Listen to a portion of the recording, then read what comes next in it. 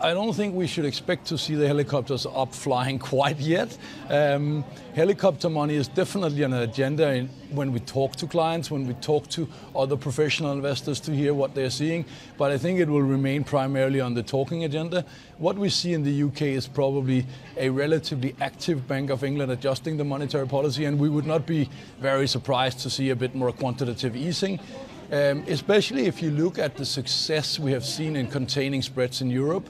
In the Eurozone, where we saw the hardest hit to the equity market, we saw a stabilizing effect from the ECB being in the market here, and also the expectations, and that's probably something which Bank of England can build on, that experience. They have experience with QE, and we think that if they lower rates a bit further from here, go towards zero, and they do a little bit more QE, that might be a helpful recipe for stabilization for the coming months.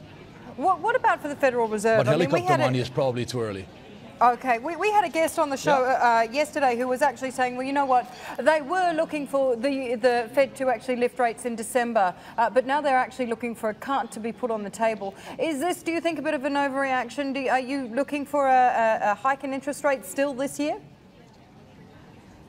Yeah, I think the description of a bit of an overreaction is exactly right. And I think that was also what we saw on Monday. You know, the reaction on Friday of pricing down all the central banks was probably right.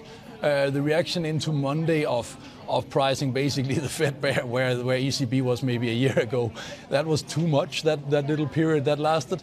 We think that the Fed will be able to hike, but we think it's very right to say, look for it towards the ultimate end of the Western calendar year, and then think of it as being not that much. They have achieved quite a lot. The Fed, they've got a good economic recovery.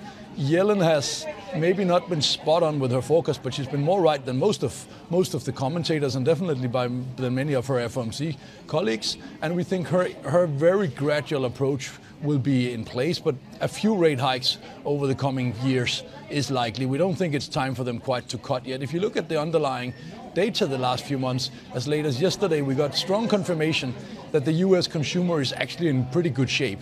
I don't think many people in central parts of the US would be very scared in their consumption patterns by the UK having said no to the EU. I don't think that's high on the agenda for US consumers.